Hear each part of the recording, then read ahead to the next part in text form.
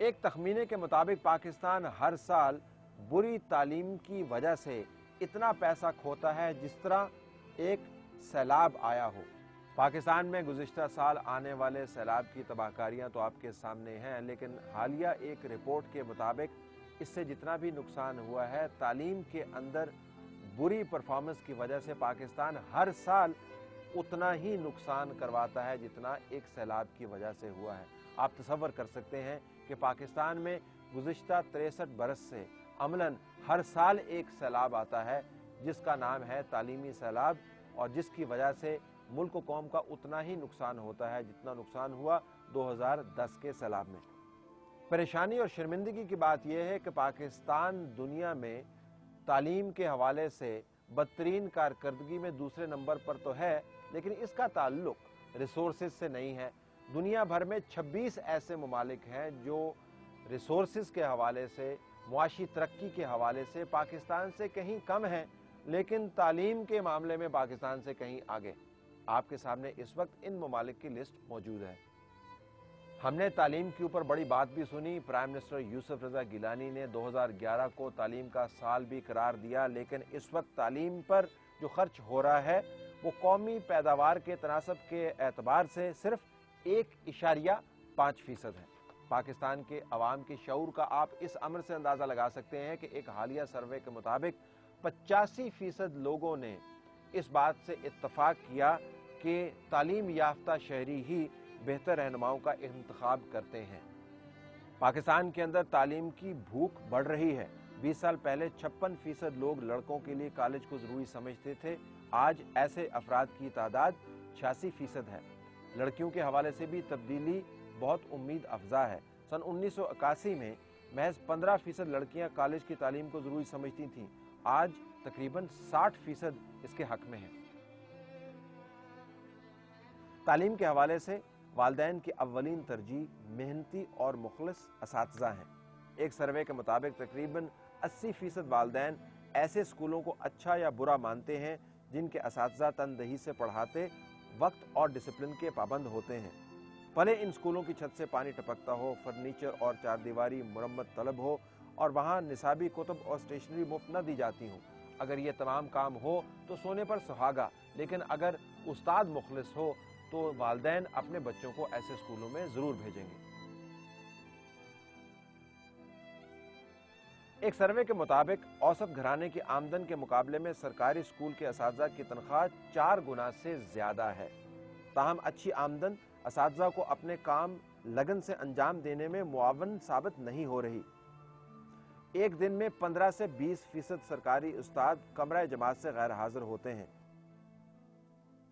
دوسرے الفاظ میں طالب علموں کو ہفتے کا ایک پورا دن استاد میسر نہیں ہوتے۔ نجی شعبے میں استاد کی غیر حاضری کی شرح کہیں کم ہے، اور بعض جائزوں کے مطابق اساتذہ غیر حاضر ہوتے ہی نہیں ہیں۔ تعلیمی میدان میں اصلاح کا راستہ پاکستان کے لیے کھلا ہے۔ اگر آج ہم صحیح راستے کا انتخاب کریں گے تو 2 سال کے اندر اس کے مثبت نتائج سامنے آنے لگیں گے۔ اس کی بہت سی مثالیں دی جا سکتی ہیں۔ چلی نے پرائمری اسکولوں میں داخلے کی شرح کو 20 سال سے کم عرصے میں 74% سے 95% تک پہنچا دیا۔ بھارتی ریاست مدھیہ پردیش میں صرف 2 برسوں میں 5ویں جماعت کے 25 لاکھ اضافی طالب علموں کو پڑھنا اور لکھنا سکھایا گیا۔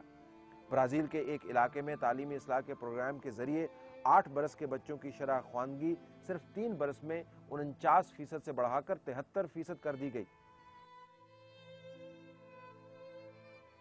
مگر تعلیم کے اندر سب سے اہم کردار لیڈرشپ کا ہے۔ ایسی لیڈرشپ جو عوام کو محض باتوں اور نعروں سے نہ ٹالے، ایسی لیڈرشپ جو ڈگریوں کی اہمیت سے واقف ہو، ایسی لیڈرشپ جو خود پڑھنے لکھنے سے شغف رکھتی ہو اور یہ جانتی ہو کہ دہشت گردی کا معاملہ ہے یا معیشت کو سدھارنے کا۔ تعلیمی ایمرجنسی کے نفاذ کے بغیر بات پاکستان میں نہیں بنے گی۔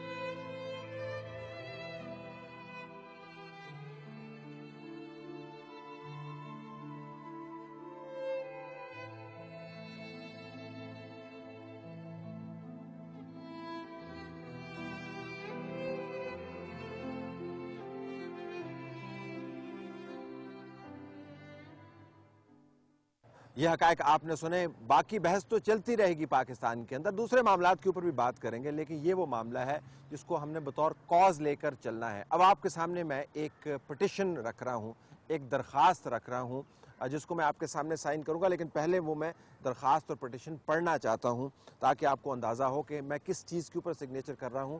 اور میں بحیثیت پاکستانی, بحیثیت صحافی, ایک ایسے شخص کے جو آپ کے سامنے اتنے عرصے سے رپورٹ کر رہا ہے, درخواست کروں گا کہ اس پٹیشن کو سنجیدگی سے لیجئے گا, اس کو سائن کیجئے گا, تاکہ ہم حکومتوں کے اوپر دباؤ برقرار رکھ پائیں کہ ہمیں ہمارے بچوں کو, ہمارے مستقبل کو اس بنیادی حق سے محروم نہ کیا جائے جس کا نام ہے تعلیم.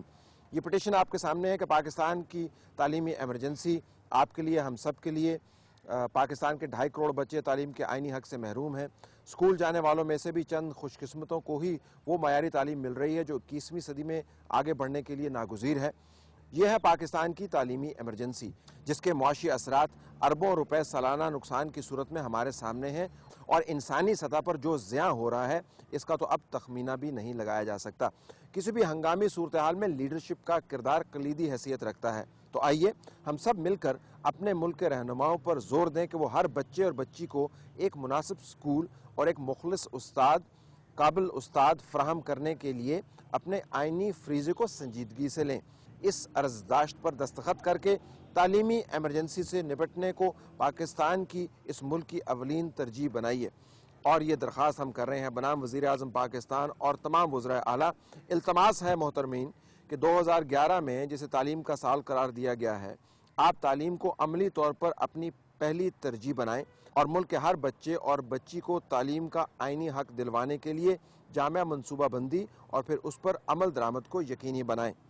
آج ہم جس معاشی بحران سے گزر رہے ہیں اس کے تقاضے دوسرے شعبوں میں کچھ بھی ہوں, ہمارا مطالبہ ہے کہ تعلیم کے بجٹ میں کٹوتی نہ کی جائے, بلکہ یہ بتایا جائے کہ اس مد کو بڑھا کر قومی پیداوار کا 4% کب اور کیوں کر بنایا جا سکے گا.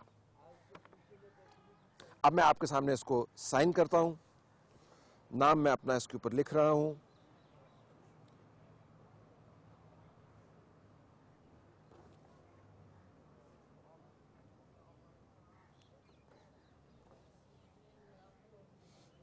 اور یہ رہے میرے اس پر سگنیچر. اب میں ناظرین آپ کے سامنے وہ ویب سائٹ کا ذکر کروں گا جہاں پر جا کر آپ آن لائن اس پٹیشن کو سائن کر سکتے ہیں.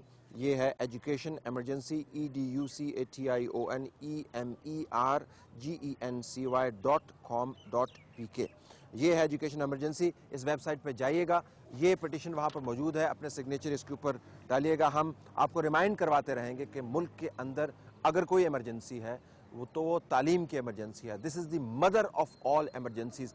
دہشت گردی, معاشی بدحالی, جابز کا نہ ہونا, بے راہ روی, اور یہ جو ہمارا فائبر ہے اس کے اوپر جو ضرب لگ رہی ہے, ہمیں جو ٹوٹتا پھوٹتا پاکستان نظر آ رہا ہے, اس کی بنیادی وجہ یہ ہے کہ ہم نے تعلیم پر توجہ نہیں دی. اور بنیادی تعلیم کے حق کے علاوہ ہم بہترین تعلیم کی بھی بات کر رہے ہیں, جو سائنسدان پروڈیوس کر پائے, جو ایسے سیاستدان پروڈیوس کر پائے جو تعلیم کو اور دوسرے معاملات کو سنجیدگی سے لیں اور سمجھ بوجھ بھی رکھتے ہوں, جو ملک کو چلانے کی کیفیت بھی ان پر طاری ہو اور اس کے لیے سخت بھی رکھتے ہوں, اور ان کے پاس ایکسپرٹیز بھی موجود ہوں.